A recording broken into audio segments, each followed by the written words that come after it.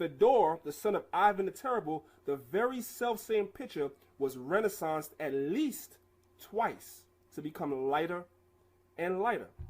When the so-called white man took over Egypt and he saw all the black Hermetic statues and icons in Egypt, what did the so-called white man start doing? The same thing he did throughout Europe. He started lightening everything up. Another tactic that he used to try to hide the features, I should say, of the statues and so forth was to blow the noses off. Here's the statue of the Sphinx. Everybody's familiar with the Sphinx. And everybody knows that the Sphinx is what? Missing a nose. Here's a statue of Nefertiti. What do you see about her? She's missing a nose. Here's a statue of another Egyptian pharaoh. And what do you see about him? Missing a nose.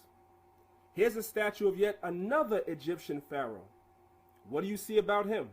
He's missing a nose. Does everybody see that? Here's another one. Another Egyptian. Missing a nose. But someone might say, well, that's just Egypt. Okay, let's talk about the Phoenician Empire. The Phoenician Empire was not in Egypt. The Phoenician Empire was in North Africa, but not Egypt. Here's a statue from the Phoenician Empire. And what do you notice about the statue? It's missing a nose. Everywhere the so-called white man went, that he saw this black statues and art or whatever, he destroyed it. Which brings me to my point. Septimius Severus. There are statues of Septimius Severus all throughout Rome. Here's a statue of Septimius Severus. What do you notice? The same thing you noticed in all the pictures before. It's missing a nose. But someone might say, well, you know, the nose could have fell off when they excavated it and they were putting it into the museum, and maybe accidentally the nose fell off, whatever. Okay, I'll buy that. But here's another statue of Septimius Severus. What do you notice about this one? Missing a nose. Now we have a problem. One statue missing a nose could have been an accident. Two statues missing a nose of the same guy, we got a problem. But here's a third statue of Septimius Severus. And what do you notice about this one? Missing a nose. So you mean to tell me every single statue that they find of Severus Septimius from ancient times all coincidentally are missing noses? Really? I think not.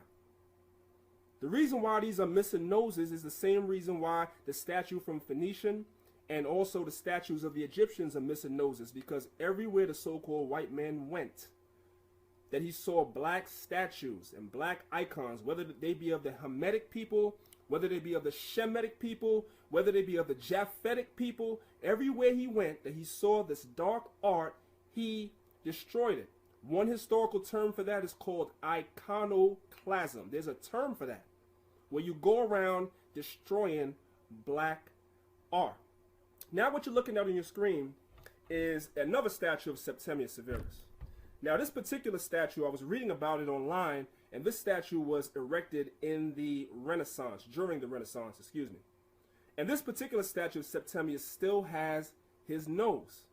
So when you go on Google Images and you Google statues for Septimius Severus, you'll notice that some have noses, some don't. What you have to understand is that during the Renaissance, there were pictures painted of Septimius Severus, and there were statues that were carved out by different artists during the Renaissance as well, depicting Septimius Severus. And these particular statues and pictures have a more European look.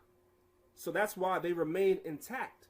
But the statues that had a more, I should say, black look, if for lack of a better term, or more Negroid look, Negroid features, they're all missing noses.